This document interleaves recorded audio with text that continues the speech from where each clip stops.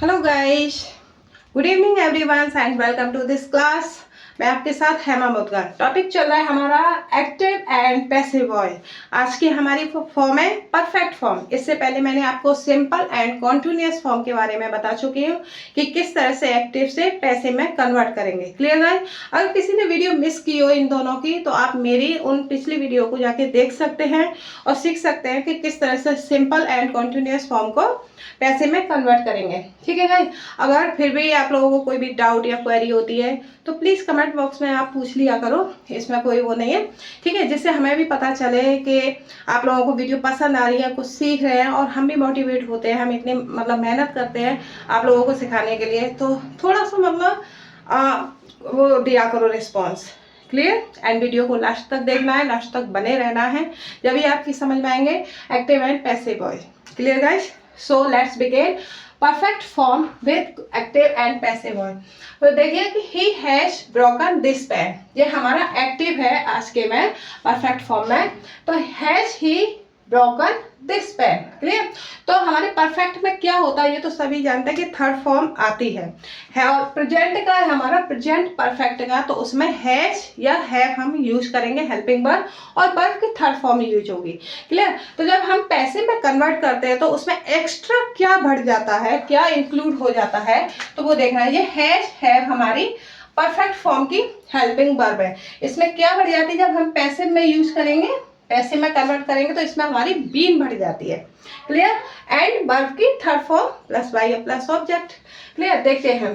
तो ये तो सभी जानते होंगे कि हमारा एक्टिव क्या होता है, एक्टिव हम किसको कहते हैं। तो एक्टिव में सबसे ज्यादा हमारा जो सब्जेक्ट होता है उस पर ध्यान दिया जाता है और जो हमारी वर्ब होती है, क्रिया होती है, उस पर ध्यान दिया जाता है एक्टिव में, कि यानी कौन कर रहा है, क्या क्रिया कर रहा है। लेकिन जब हम पैसिव में कन्वर्ट करते हैं तो उस पर हम किस चीज पे ध्यान देते हैं? ओनली क्रिया पर, कि इसमें क्या क्रिया हो रही है। जब हम पैसिव में कन्वर्ट करेंगे एक्टिव को तो उसमें ओनली क्रिया पर ध्यान दिया जाएगा।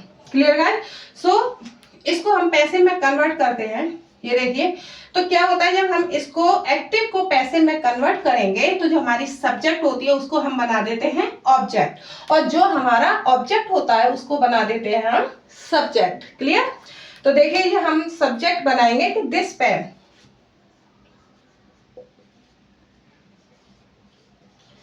दिस पेन क्या है हमारा? सिंगुलर, इसलिए हम हैज यूज करेंगे, हैज।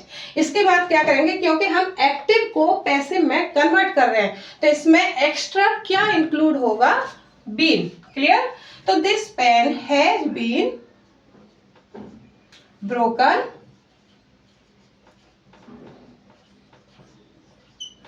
बाय, अब किसको? सब्जेक्ट को हम पैसिव में ऑब्जेक्ट यूज करेंगे हिम। क्लियर? अगर इसमें हमारा इंट्रोगेटिव सेंटेंस आ जाए तो उसको हम किस तरह से यूज करेंगे? ये देखिए, इंट्रोगेटिव में क्या होता है ये पता ही है आपको। टेंस अगर आप लोगों ने पढ़े होंगे, सीखे होंगे, तो इंट्रोगेटिव में क्या होता है कि हमारे जो सब्जेक्ट होती है उससे पहले क्या वर्ड पहले आ जाता है, यानी हेल्पिंग वर्ब पहले आ जाती है सब्जेक्ट से।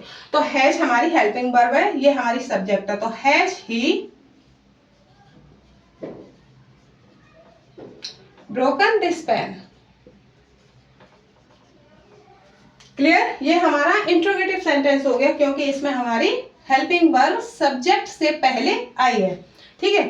तो अब हम इसको पैसिव में कन्वर्ट करेंगे तो ये देखना है हम कि इसमें हम जो पैसिव में कन्वर्ट कर रहे हैं कि यहाँ पर हम हैज यूज करें या हैव यूज करें, क्योंकि ये देखना है हमारा एक्टिव में जो ऑब्जेक्ट है जब हम इसको यहाँ पर सब्जेक्ट बना के लाएंगे तो वो हमारा सिंगुलर रहेगा या प्लूरल रहेगा, ये देखना है। अगर ये हमारा ऑब्जेक्ट यहाँ पर सब्जेक्ट बन के आता है, ये सिंगुलर रहता है, तो हम हैज यूज करेंगे। अगर ये हमारा यहाँ पर आके प्लूरल बन जाता है तो हम क्या यूज करेंगे? है।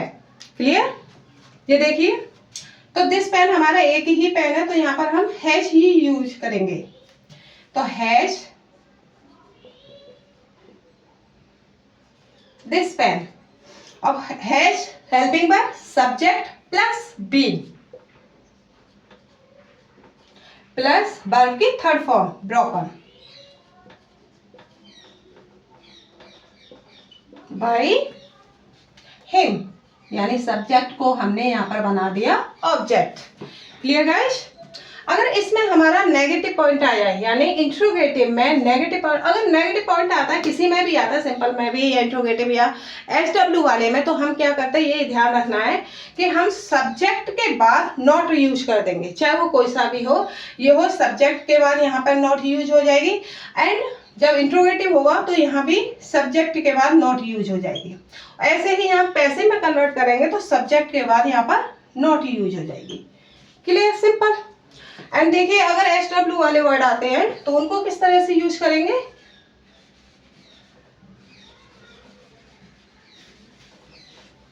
एस डब्ल्यू वाले वर्ड क्या होते हैं, ये आप लोग अच्छी तरह से जानते हैं कि क्या, कब, कैसे, कितने, कितने, कितने नहीं, ये सब। तो एस डब्ल्यू वाला वर्ड हम बनाते हैं, यहाँ पर सेंटेंस बनाते हैं वाई। ठीक है, why has,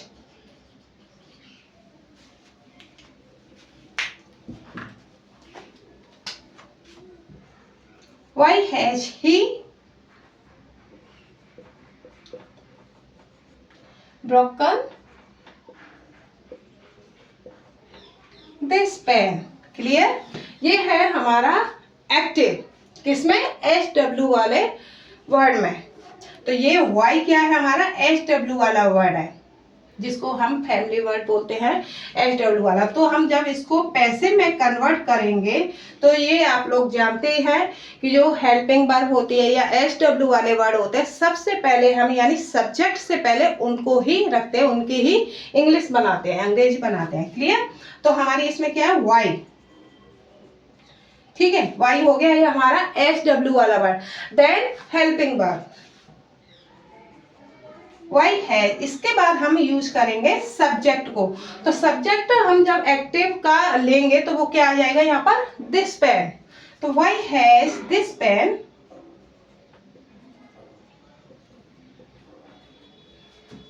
been broken by him. Clear guys? You better understood. Why has this pen been broken by him?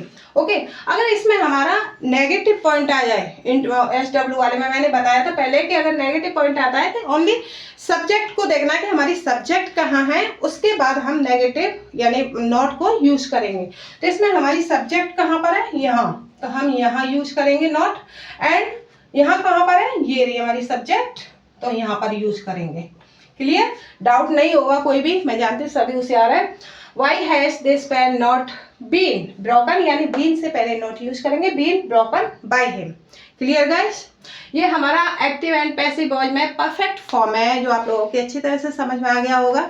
आना ही चाहिए समझ में, क्योंकि इतनी मेहनत जो कर रहे हैं आपको समझाने की, तो समझ में तो आना ही चाहिए। क्लियर? एक मतलब थंब जरूर भेजना कमेंट बॉक्स में कि हाँ समझ में आ गया। ठीक है? एंड प्रेजेंट परफेक्ट टेंस का ये आज हमने परफेक्ट फॉर्म क्लियर किया है, समझ में आ गया होगा। Simple, interrogative and S W वाले वर्ड, इसका थोड़ा सा रिवाइज जरूर करना है, जब ही आपका मतलब पक्का क्लियर होगा। ठीक है? तो इसका आप रिवाइज कीजिए, इसका स्ट्रक्चर देखिए, इसके रूल्स देखिए किस तरह से यूज करना है। एंड नेक्स्ट वीडियो में फिर मिलूंगी मैं पास्ट परफेक्ट टेंस के साथ। Okay guys, till then bye bye.